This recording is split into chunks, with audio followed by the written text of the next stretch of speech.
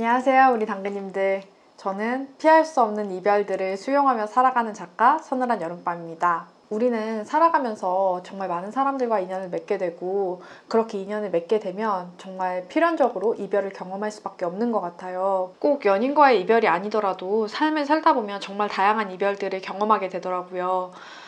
퇴사로 인해서 내가 좋아했던 동료들과 이별하는 경우도 있고, 친구에게 절교를 당하는 경우도 있고, 아니면 가족들과 갈등으로 인해서 가족과 이별하는 경우도 있고, 죽음으로 인해서 내가 사랑했던 사람을 상실하는 경우도 있겠죠.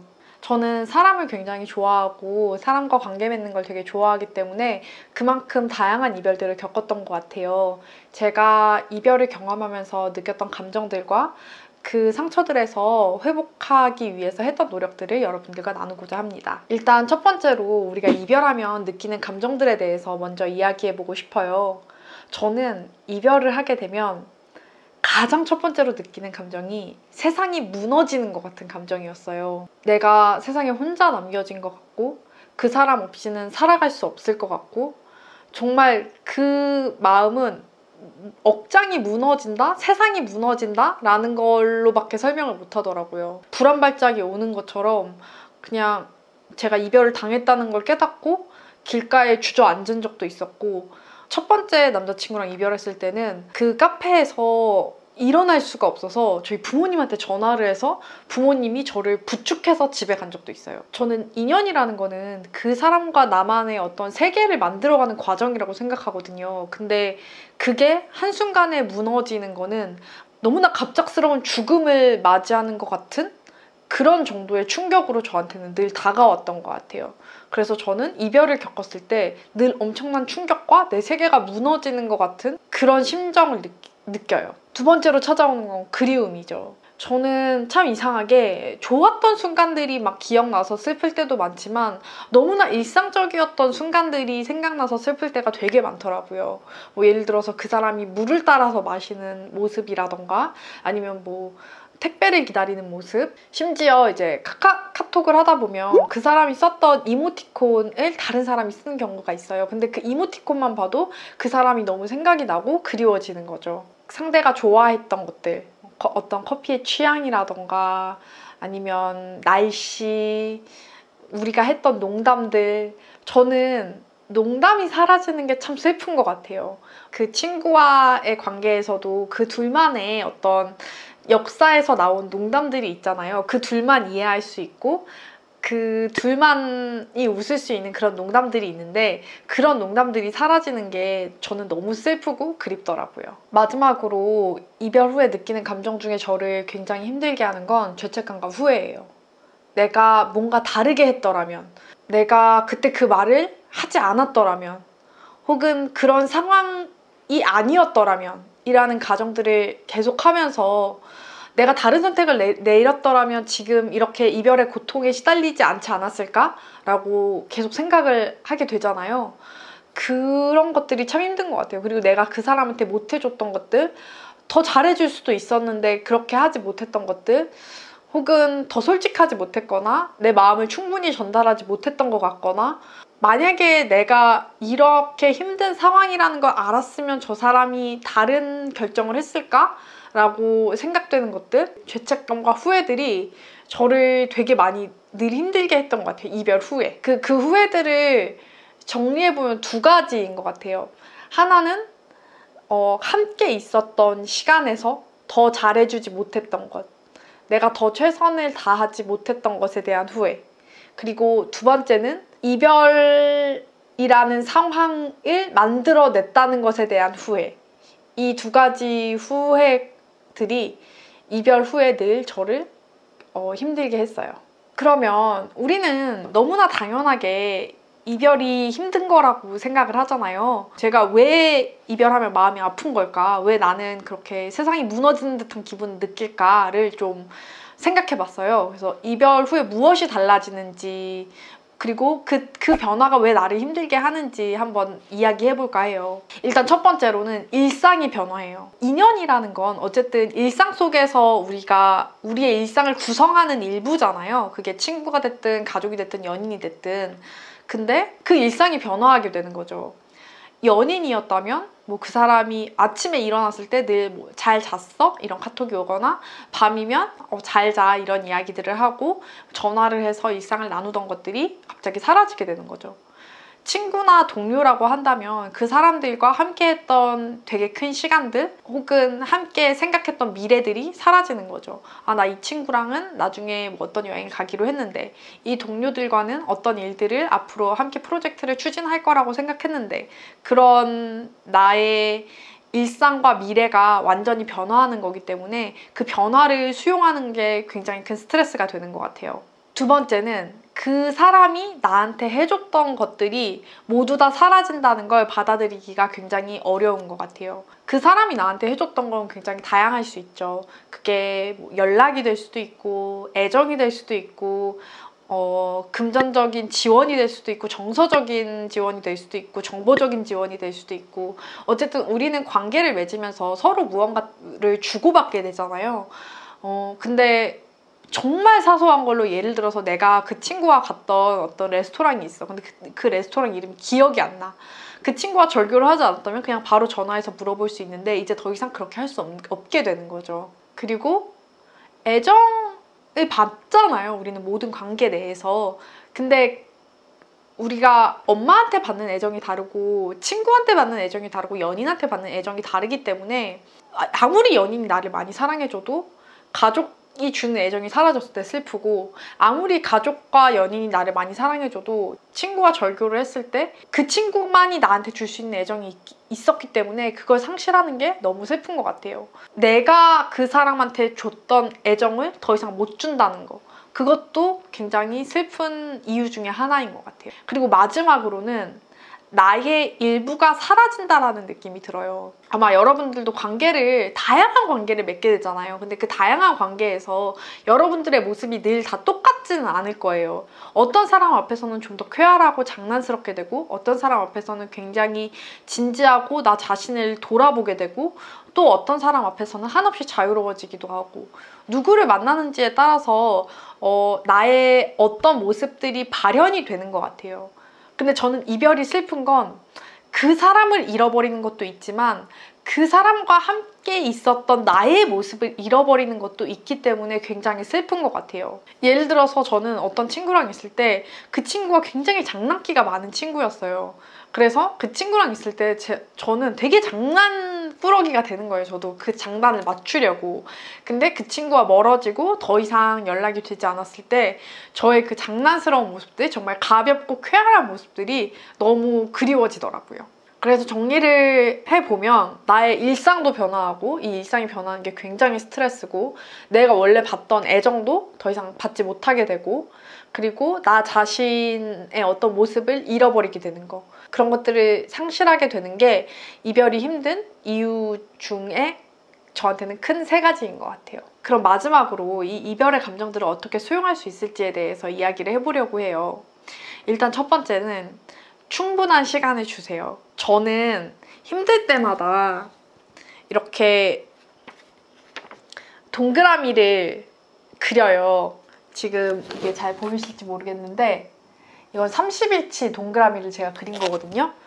힘든 일이 있을 때 30일만 지나면 나아질 거야. 100일이 지나면 지금보다는 훨씬 나아질 거야 라고 생각을 하면서 동그라미를 그린 다음에 매일 그걸 하나씩 지워나가요. 그러면 정말 놀랍게도 첫 번째 동그라미를 지울 때랑 마지막 동그라미를 지울 때 훨씬 더 제 마음이 나아져 있더라고요. 그래서 언제 이 고통이 끝날까 늘 생각하게 되잖아요. 근데 나한테 30일 후면 분명히 나아져 있을 거야. 50일 후면 100일 후면 더 나아져 있을 거야 라고 그런 시간을 정해주고 정말 자기 자신을 관찰해보는 것도 저는 굉장히 좋은 것 같아요. 그래서 만약에 지금 이별로 너무 힘드신 분들이 있다면 저는 첫 남자친구랑 헤어졌을 때 동그라미 100개를 그렸거든요. 100일 후면 분명히 나아져 있을 거라고 생각하고 그리고 실제로 100개를 다 지우니까 훨씬 나아져 있더라고요. 그래서 나한테 얼마나 시간이 필요한지 한번 생각해 보시고 동그라미를 그리고 매일매일 지워보셨으면 좋겠어요. 두 번째는 슬픔을 그냥 수용하는 거예요. 이별과 상실은 슬플 수밖에 없어요. 저는 단 한 번도 안 슬펐던 적이 없었던 것 같아요. 근데 저한테 제일 도움이 됐던 건 흘려보내라는 말이 참 도움이 되더라고요. 많이 울고 그리고 흘려보내고, 저는 흐르는 강물을 생각해요. 제가 이별해서 슬픈 사람들을 생각할 때마다 강물을 생각하고 거기에 그 생각들을 그냥 떠내려 보내는 상상을 해요. 그 사람과 함께 했던 추억들, 내가 지금 후회하는 생각들, 아니면 지금 나를 고통스럽게 하는 감정들을 그냥 그 강물에 던져버리고 그게 서서히 흘러가는 걸 보는 거죠. 어쩌면 그 강물에 던지는 게 끝이 없이 던질 수도 있어요. 그런데 그래도 괜찮아요. 이게 너무나 이별의 자연스러운 과정이고 누구나 겪는 경험들이고 삶에서 피할 수 없는 고통이라는 걸 수용하고 충분히 슬퍼하고 슬퍼하는 내 자신을 비난하지 않는 게 저한테는 도움이 많이 됐던 것 같아요. 두 번째는 내가 맺었던 인연에 감사하는 마음을 갖는 거가 도움이 되더라고요. 우리가 이별이 아픈 건 그만큼 그 관계가 나한테 소중했다는 거잖아요. 그 관계가 소중했다는 건 나도 그렇고 상대도 그렇고 그 인연을 위해서 되게 많이 노력을 했다는 거죠. 사실 이별이 왔을 때 상대에 대해서 서운하고 밉고 야속하고 그런 마음을 가질 때가 더 많은 것 같아요. 근데 그렇게 상대를 미워해도 내 마음이 나아지지 않더라고요. 근데 오히려 상대가 나한테 잘해줬던 것들, 노력했던 것들, 맞춰줬던 것들을 생각하면서 감사하다, 고맙다 라고 마음속으로 끊임없이 얘기하다 보니까 오히려 그 인연을 좀 잘 마무리한다라는 느낌이 들었던 것 같아요. 그래서 여러분들도 당연히 이별의 순간에는 서로가 서로한테 상처를 줄 수밖에 없어요. 그리고 너무 믿었던 사람, 좋아했던 사람한테 받은 상처가 깊기 때문에 분노가 올라오고 분노와 슬픔, 배신감 이런 것들이 느껴지는 거는 저는 너무 당연하다고 생각해요. 근데 그 감정에 매몰되어 있으면 자꾸 상처에 후시딘을 바르는 게 아니라 그 상처를 자꾸 파내고 그런 거라고, 더 칼로 찌르는 일이라고 생각하거든요. 그래서 내가 더 이상 괴롭지 않기를 바란다면 그 인연에 대해서 분노하는 마음은 내려놓고 그 사람이 그 상황에서 비록 나한테 상처를 줬을지라도 어떤 상황들에서 그 사람도 굉장히 최선을 다했구나, 그 사람의 최선이 거기까지였던 것 뿐이지 이 사람이 그래도 나를 위하는 마음이 있었구나를 계속 곱씹고 그거에 대해서 감사하다. 그리고 너라는 인연을 만나서 내가 변화할 수 있었던 것들, 그리고 내가 행복할 수 있었던 것들에 대해서 감사하다는 마음을 갖는 게 저한테는 도움이 됐어요. 그래서 여러분들도 한번 어렵겠지만 시도해 보셨으면 좋겠어요. 마지막으로는 제가 헤어지고 나면 죄책감과 후회를 굉장히 많이 느낀다 그랬잖아요. 근데 그거에 대해서 내가 그 인연에 대해서 최선을 다했던 걸 인정해주는 게 저한테는 되게 어려웠는데 되게 도움이 됐어요. 저는 어떤 인연이 끝나면 이상하게 그거를 제 탓이라고 생각할 때가 많은 것 같아요. 내가 조금 더 잘했더라면, 내가 다르게 했더라면 이라고 그 인연에 대해서 책임감을 느끼는 거죠. 그래서 후회나 죄책감에 많이 시달리는데, 사실 제가 그 인연에서 당연히 100% 잘한 인연이라는 건 없겠죠. 어떻게 어떤 사람이 그 완벽하게 행동할 수 있겠어요. 근데 그럼에도 불구하고 저는 상대를 좋아하는 마음으로 늘 최선을 다해요. 저는 잘해줄 수 있는 기회, 사랑할 수 있는 기회가 너무 귀하고 소중하다고 생각하기 때문에 그런 기회가 왔을 때 놓치지 않고 좀 최선을 다해서 잘해주려고 하는 편이에요. 그런 내 자신을 인정해주고, 나도 그 인연에서 최선을 다했어. 상대도 나한테 최선을 다하려고 했지만 나도 굉장히 부족한 사람이지만, 그래서 실수도 하고 많은 에러들도 저지르고 그래서 상대의 기분을 상하게 하기도 했지만 결국에 나도 최선을 다했어. 그러니까 우리는 이 인연에서 둘 다 최선을 다한 거고, 그런데 많은 일들이 그렇듯이 최선을 다하더라도 늘 둘 다가 원하는 결론으로 갈 수 없다는 거를 인정하는 거. 그게 저는 이별의 아픔을 극복하는 시작인 것 같아요. 아마 지금 이 영상을 보고 계신 분들 중에도 다양한 이별로 마음에 아직 생채기가 남아있는 분들이 많을 거예요. 밤에 생각나고 일상 속에서도 갑자기 눈물이 흐르고 미친 사람이 된 것 같고 괜찮아졌다가 또 죽을 것 같다가 감정의 롤러코스터를 타는 것 같고, 그리고 헤어진 지 몇 년이 지났어도 그 사람이 잊혀지지 않고 그 인연이 끊어진 거에 대해서 너무 마음이 아프고, 그런 일들이 당연히 일어나요. 저한테도 일어났고 아마 여러분들 주변에 있는 모든 사람들한테 다 일어났을 거예요. 그리고 좀 웃기는 말일 수 있지만 나이가 들면서 인연들이 많아지면서 이별들이 많아지는 것도 너무 자연스럽다고 생각해요. 모두가 이별을 쿨하게 받아들일 수는 없다고 저는 생각하고, 그것도 이상하다고 생각해요. 이 이별의 슬픔까지 다 인연이라고 생각해요. 그리고 이 슬픔이 끝나면 그때 그 인연도 끝나는 거라고 생각하고, 그래서 지금 슬프시다면 저는 엉엉 울어도 괜찮다고 말해드릴게요. 좋아했는데 어떻게 쿨하게 보내주나요? 저는 이렇게 이별에 대해서 얘기하는 것만으로도 막 이렇게 감정이 되게 올라오네요. 아마 이걸 보고 슬픈 감정이 올라올 수도 있을 텐데 그래도 괜찮다고, 이거 보고 엉엉 울고 또 맛있는 거 드시고 내가 정말 그 사람을 좋아했구나, 그리고 우리의 인연이 나한테 정말 소중했구나, 그렇게 생각하고 헤어진 인연들, 끊어진 인연들을 하나하나 정리해 나가실 수 있었으면 좋겠어요. 그러면 우리는 다음번에는 좀 더 울지 않는 주제로 만났으면 좋겠어요. 그럼 다음 시간에 또 만나요. 안녕!